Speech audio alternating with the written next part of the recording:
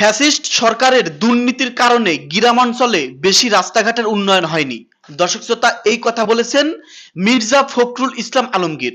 হ্যাঁ দর্শক শ্রোতা, আপনারা অনেকেই জানেন আজকে সংসদের অধিবেশন বসেছিল। আর এই অধিবেশনকে কেন্দ্র করে আজকে সংসদে যেই হট্টগোল হয়েছে, বাংলাদেশের ইতিহাসের পাতায় লেখা থাকবে।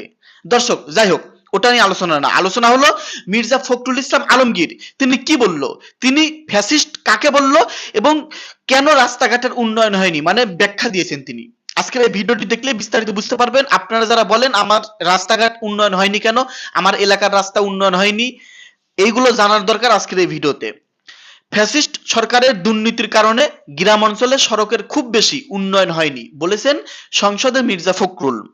স্থানীয় সরকার, পল্লী উন্নয়ন ও সমবায় মন্ত্রী মির্জা ফখরুল ইসলাম আলমগীর বলেন, বিগত ফ্যাসিস্ট সরকারের সীমাহীন দুর্নীতি ও অন্তর্বর্তী সরকারের সময় স্বজনপ্রীতির কারণে গ্রামাঞ্চলে সড়কের খুব বেশি উন্নয়ন হয়নি। রাস্তাগুলো এখনো কাঁচা রয়েছে। এই রাস্তাগুলো পাকা করার জন্য বর্তমান সরকার উদ্যোগ নিয়েছে। রাস্তাগুলো পর্যায়ক্রমে পাকা করা হবে। আজ রোববার জাতীয় সংসদের প্রশ্ন উত্তর পর্বে বাগেরহাট ৪ আসনের সংসদ সদস্য আব্দুল আলিমের এক সম্পর্কে প্রশ্নের জবাবে স্থানীয় সরকার মন্ত্রী এ কথা বলেন।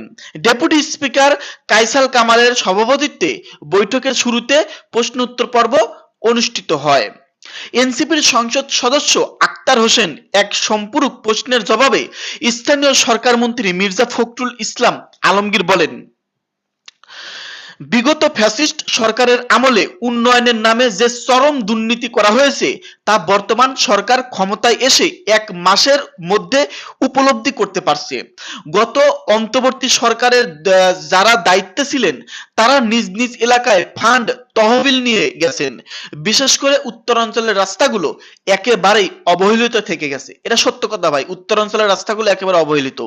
মির্জা ফখরুল ইসলাম আলমগীর বলেন, বিএনপি সরকার এ ধরনের দুর্নীতিকে প্রশ্রয় না দিয়ে গ্রামাঞ্চলের রাস্তাঘাট সহ যোগাযোগ ব্যবস্থাকে সবচেয়ে বেশি গুরুত্ব দিয়ে কাজ করবে। বিএনপি সংসদ সদস্য জয়নুল আবেদিনের প্রশ্নের জবাবে স্থানীয় সরকার মন্ত্রী জানান, ২০০৮ সাল থেকে ঢাকা মহানগরীর ১২১টি রাস্তার নতুন নামকরণ করা হয়েছে। এর মধ্যে উত্তর সিটি কর্পোরেশনের ৮৩টি ও দক্ষিণ সিটি কর্পোরেশনের ৩৮টি। বিশিষ্ট বীর মুক্তিযোদ্ধা, ভাষা সৈনিক, বিশিষ্ট সাংবাদিক ও ২৪ জুলাই আন্দোলনের শহীদদের নামে সড়ক, ভবন ও স্থাপন নামকরণ করা হয়েছে বলে মন্ত্রী জানান। দর্শক শ্রোতা, এটাই হলো মির্জা ফখরুলের মন্তব্য। তো মির্জা ফখরুল ইসলাম আলমগীর যে কথাগুলো বলল, এনসিপির এমপি এবার এছাড়া আরো বিএনপির এমপি, জামাতের এমপি, তাদের কথার প্রতিক্রিয়ায় এই ধরতে পারেন সড়ক মন্ত্রী এই মির্জা ফখরুল, বিএনপির মহাসচিব, তিনি যে কথাগুলো বলল এই কথাগুলো কতটুকু যুক্তি সম্পূর্ণ।